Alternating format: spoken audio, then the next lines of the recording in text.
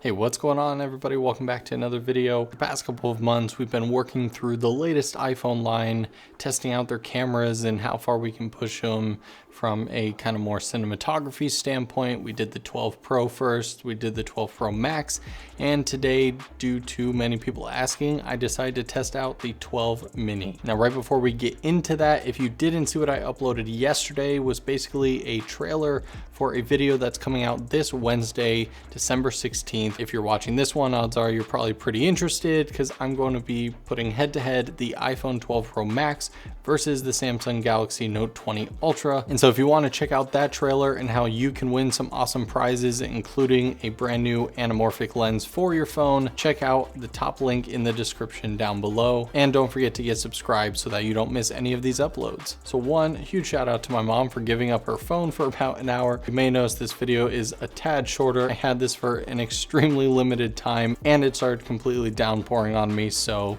is what it is, but we'll make the best of it, and I still got some pretty cool footage to show you guys. Okay, now back to the 12 Mini. Now obviously from a design standpoint, this thing is very tiny. After having my 12 Pro Max for a while now, this thing literally feels like picking up an old iPhone 5 or iPhone 4. I can definitely see why a lot of people like it, and so all the clips you'll be seeing here are Dolby Vision H.265 in 4K 24. So obviously this has one less lens than my 12 Pro Max, which has a telephoto lens. So here we have the ultra wide and the regular wide angle lens with a smaller sensor than the 12 Pro Max. But if you're in any sort of normal conditions, this phone is going to feel like an iPhone. I started taking some test shots and honestly I was just a little uninspired to really do anything too crazy because we've all seen these images before. There's nothing new. The dynamic range looks great. It also was an overcast day, so it wasn't anything too complex anyway. Skin tones and colors in general look very natural and very solid, obviously thanks to the Dolby Vision. And so moving on from that, I didn't want to use the Beastgrip depth of field adapter. I wanted to get familiar with how the anamorphic lens would kind of act on different cameras as well. And so throwing the 12 Mini into the Beast cage here and throwing on the anamorphic lens and lining up the phone lens with the anamorphic one and making sure the anamorphic lens is perfectly horizontal, or else you can get some really weird distortion going on. Now normally I would use the Beastcam app to use the de-squeeze feature, but that's okay because what I saw on the screen was basically a squeezed version that I imported later on into DaVinci Resolve 17. Now once you have the clips on your timeline, right click, go to clip attributes, and you'll see pixel aspect ratio, which is defaulted to set to square.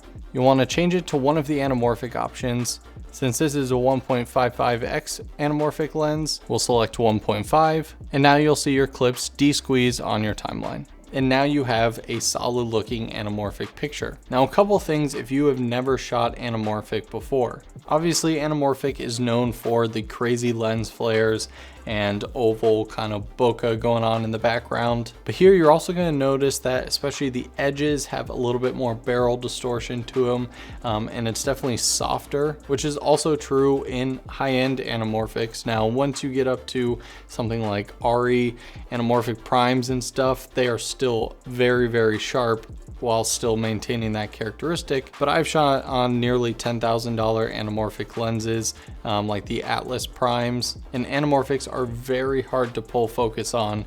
So if you do pick this up, just know that you are going to get a softer image. But softer images coming out of a phone, in my opinion, actually makes it look more appealing and definitely is closer to that more cinematic image, and it just gives kind of a very interesting characteristic. Well, this anamorphic lens in its first impressions in regular scenarios, it looks like a very nice subtle flare. It's definitely got that anamorphic feel to it, but it's not all up in your face and it's not ruining every single shot.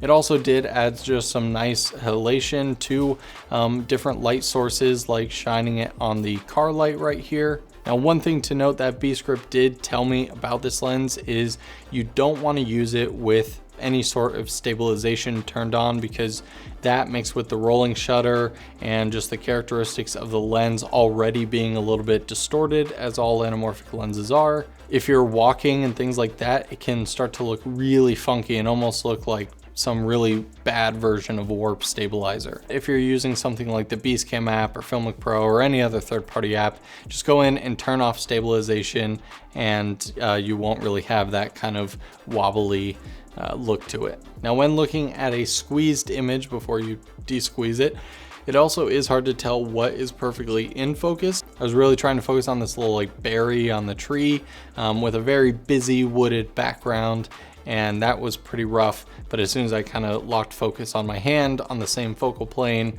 I was able to get it. And again, it still doesn't look tack sharp, but it has a soft characteristic that I personally really enjoy.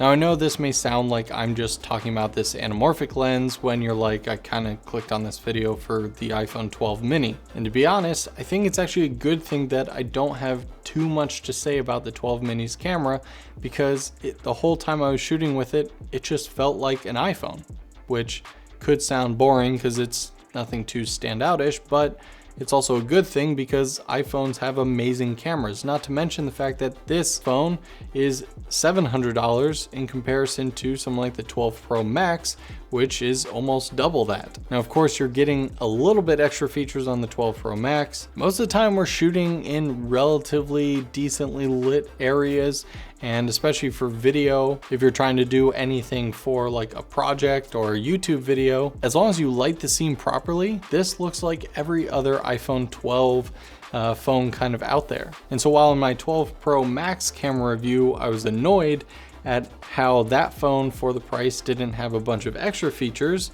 since we're talking about the more budget-friendly 12 mini, I can be super ecstatic that if you buy this phone, you now have a camera that competes with the bigger flagship, or at least the more expensive models. Although the 12 mini obviously used up more battery faster than my 12 Pro Max due to the size. And so major kudos to Apple for the 12 mini. It's a fantastic camera. And if you are one of those who decide to go that route, or you're still kind of deciding whether or not you want to go with the 12 mini, it's a fantastic camera, and you definitely can get some really cool cinematic sequences with it. So there you have it, guys. Let me know down in the comments below what you think about the 12 mini. Final reminder, don't forget to get subscribed so you don't miss Wednesday's video. And if you're interested in more details about Beastgrip products or the anamorphic lens, links will be in the description below. Thanks so much for watching, guys, and I'll see you in the next video.